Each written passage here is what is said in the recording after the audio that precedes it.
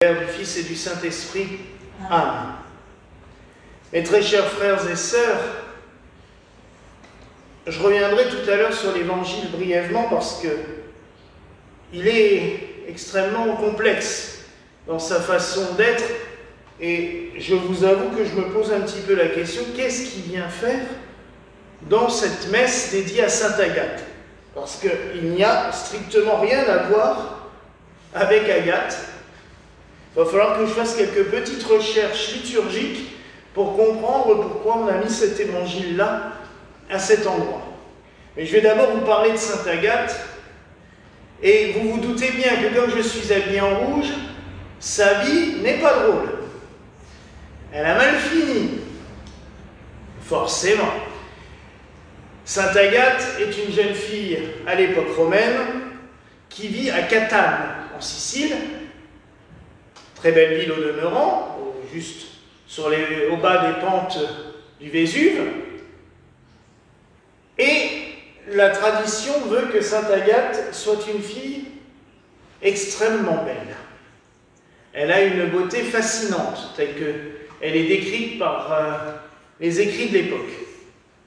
Tellement fascinante que, et elle est aussi d'une famille excessivement riche, que le consul de la ville, qui lui est d'origine très pauvre, bon, il est arrivé quand même à un poste consulaire, donc c'est quand même grâce à son mérite, on ne va pas lui enlever ça, mais il se sent quand même toujours inférieur par rapport aux notabilités de la ville, et il se dit qu'épouser Agathe, qui non seulement est une fille magnifique, et en plus qui est d'une belle famille, ça serait une bonne opération. Vous savez que malheureusement, souvent, les hommes, pendant longtemps, ont pris le mariage, c'est peut-être ça aussi quand même, pour une bonne opération financière ou une bonne opération commerciale, avant que ça soit une opération d'amour. On se marie par amour, malheureusement. Peut-être ça, oui, le lien avec l'Évangile, c'est que le mariage doit quand même être une union d'amour. Et là, sa vision du mariage, à lui, c'était purement honorifique. En épousant Agathe, il l'épousait à bon parti. Il devenait quelqu'un de notable. Et puis, soit dit en passant, se balader au bras d'une jeune fille dans la ville, ça l'intéressait bien. Le seul problème, c'est que Agathe, depuis sa plus tendre enfance, qui était baptisée, avait décidé de vouer sa virginité au Christ. Et elle ne voulait pas du tout de ce mariage. Afin de la faire changer d'avis, comme il est consul, il l'a fait arrêter. Déjà, quand on commence comme ça, c'est rarement que les gens changent d'avis. En les violentant, ça marche pas toujours mieux non plus. Mais bon, il estime qu'en la faisant arrêter, ça ira mieux. Il l'a fait arrêter, puis il l'a fait enfermer dans un lupanar. Donc un bordel. Soyons clairs, utilisons les mots actuels. Elle ne va pas être touchée dans sa virginité, mais afin que la mère Macrel, tout simplement, lui apprenne et lui montre à quel point on peut trouver du plaisir dans le plaisir de la chair, et qu'elle soit peut-être tentée d'abandonner cette vie de chasteté pour aller vers la vie maritale. Ça ne marche pas. Agathe refuse obstinément de se marier, et sur un coup de colère, et c'est là que les moments sympas arrivent, sur un coup de colère, le consul fait trancher la poitrine d'Agathe. C'est pour cela qu'elle est souvent représentée tenant un plateau avec deux seins posés dessus. Mais je vais vous expliquer pourquoi, parce que ça, malgré tout, dans la mentalité collective, c'est resté très présent. Agathe est jetée comme ça dans sa prison, blessée, Et en pleine nuit, elle aurait reçu l'apparition de Saint Pierre, apôtre, qui lui aurait guéri ses seins. Et donc, le lendemain matin, quand les gardes viennent en disant de toute façon elle va être morte parce qu'elle se sera vidée de son sang, ils la retrouvent installée dans sa cellule, entière, parfaite. Ça ne plaît pas forcément au consul qui lui fait couper la tête. Donc, ça finit par la mort quand même. Mais elle a été guérie de ses blessures au sein. Elle va être enterrée parce que les chrétiens de la ville vont prendre le corps pour l'enterrer pieusement et ils vont conserver en pieuse relique aussi son voile. Et ça a une importance toute particulière parce qu'à 1 an tout pile après sa mort, la charmante montagne qui est juste à côté, donc pas le Vésuve, avant je me suis planté, c'est l'Etna, le volcan, entre en éruption. Et on sait que l'Etna, quand il entre en éruption, c'est jamais sympathique, c'est toujours assez violent. Et la lave arrive aux portes de la ville. Et les chrétiens de cette ville vont avoir l'idée de prendre le voile d'Agathe et de l'étendre, de le tenir comme une bannière aux portes de la ville, et miraculeusement la lave s'arrête et coule vers la mer sans détruire la ville. À partir de cela, Agathe va être priée de manière prodigieuse par tous les habitants de la ville de Catane comme une protectrice contre les tremblements de terre et contre les éruptions volcaniques. Ce qui fait que son culte va se répandre immédiatement dans toutes les villes où il y a des volcans à proximité. Autre phénomène du culte de Sainte Agathe, c'est qu'il y a une maladie qui touche quand même énormément les femmes. On en parle beaucoup depuis une trentaine d'années parce qu'on a enfin pu identifier ce que c'était. C'est le cancer du sein. Et tout au long du Moyen-Âge, Agathe a très vite été classée au rang des saintes thaumaturges, des saintes qui guérissent. Elle fait même partie de ces 14 saints auxiliateurs qui apportent la guérison. On en a déjà parlé. Au Moyen-Âge, c'était presque une pharmacopée qu'avait l'Église avec une liste de saints et les maladies qui soignaient. Il faut reconnaître que ça marchait souvent très bien. Donc, dans de nombreux lieux de pèlerinage, on bénissait pour la Sainte Agathe du pain, comme souvent, de l'eau, et les femmes qui souffraient de grosseur, puisqu'à l'époque on appelait ça une grosseur, on ne parlait pas encore de tumeur et tout ça, elles se frictionnaient la poitrine avec cette eau, elles mangeaient le pain, elles buvaient de l'eau, et elles obtenaient souvent la guérison. Ce qui fait que durant le Moyen-Âge, on a vu des pèlerinages à Sainte Agathe fleurir un peu partout. Et notamment, je pense à un tout particulièrement parce que, avec le frère Antoine, il y a 2 ans, on a eu l'occasion de participer à un pèlerinage en Moselle avec un ami prêtre que je salue, l'abbé Cédric, à Ary. C'est un petit village pas tellement loin de Metz, qui a une église qui est un lieu de pèlerinage depuis le Moyen-Âge à Sainte Agathe.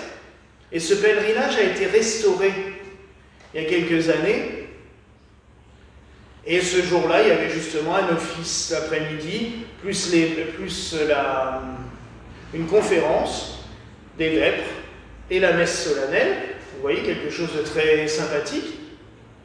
Et on peut y vénérer une relique de Sainte Agathe. Et avec la recrudescence des cancers du sein depuis quelques décennies, c'est vrai qu'il y en a de plus en plus, les femmes se tournent de nouveau vers Sainte Agathe. Et ce jour-là, il y avait beaucoup de femmes présentes pour ce pèlerinage, qui ont reçu la bénédiction avec le reliquaire, qui ont pu emmener du pain de Sainte Agathe avec elles, des petites brioches, parce que dans certains coins, c'est des brioches en forme de sein, avec un peu de sucre rouge coloré en rouge qu'on met au-dessus pour le téton. Vous avez aussi à Catane, on fait des brioches en forme de sein, ou des pâtisseries aussi. C'est très marrant parce que quand j'ai vu les photos, là, c'est vraiment des seins. Les gens les partagent. Tout simplement, ça fait partie de cette confiance que l'on met en Dieu. Avoir une pleine confiance en Dieu, c'est beau, c'est très beau. Et je trouve ça bien que de nos jours, on ressuscite ce genre de lieu parce qu'il faut reconnaître que les années 60-70 ont été un peu terribles dans les églises. On a enlevé les reliquaires, on les a remis dans les placards, on a arrêté les pèlerinages, on a arrêté les bénédictions, mais tout cela apportait du réconfort aux gens. Et ça apporte toujours du réconfort. Et j'ai pu constater ce jour-là que beaucoup de femmes ont trouvé du réconfort. Et ce qui est très beau aussi, c'est que les paroisses qui organisent ce genre de pèlerinage à Sainte-Agathe, souvent font une collecte pour la lutte contre le cancer en même temps. Donc c'est, je dirais, un échange de bons procédés. Donc vous voyez que le culte de Sainte-Agathe n'est pas perdu du tout, et au contraire, il se revivifie et il se redynamise. Et ce soir, nous aurons une pensée tout particulièrement pour toutes les femmes qui sont atteintes d'un cancer, soit du sein, mais souvent, on prie aussi Sainte-Agathe du coup pour tous les cancers féminins, puisqu'il y a quand même beaucoup de cancers qui sont spécifiques aux femmes, donc on prie tout particulièrement pour tous les cancers féminins. Elle est devenue la protectrice des femmes qui souffrent de cela. Je vais revenir quand même brièvement sur cet évangile, parce qu'il nous dit quand même des choses auxquelles on ne pense pas. On nous parle et c'est malheureusement sur ce texte-là que certains se basent pour dire comme quoi le divorce est totalement interdit. Ah, mais le Christ l'a dit. Ils oublient de lire cette phrase, parce qu'on parle de renvoyer la femme, on n'a pas le droit, sauf pour infidélité. Et ça va être valable pour l'autre aussi. Donc automatiquement, comment dire à des gens, vous n'avez pas le droit, c'est interdit de divorcer, alors que le Christ a dit, mais si l'autre est infidèle, c'est normal qu'on vous l'autorise. Il le dit lui-même. Ah, c'est clair. C'est vrai qu'à l'époque, comme je vous l'ai déjà dit, à l'époque hébraïque, on considérait la femme comme un meuble. Eh oui, non.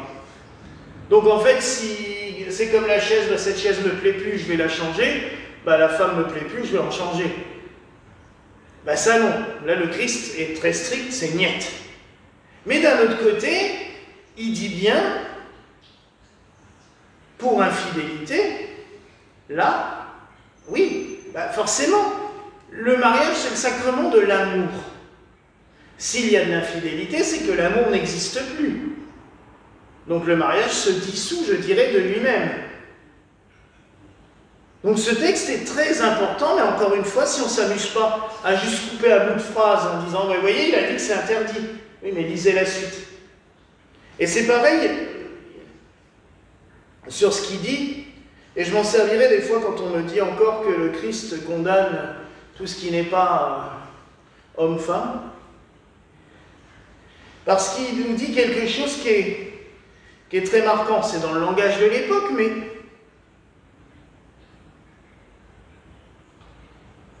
je retrouve juste la phrase, voilà.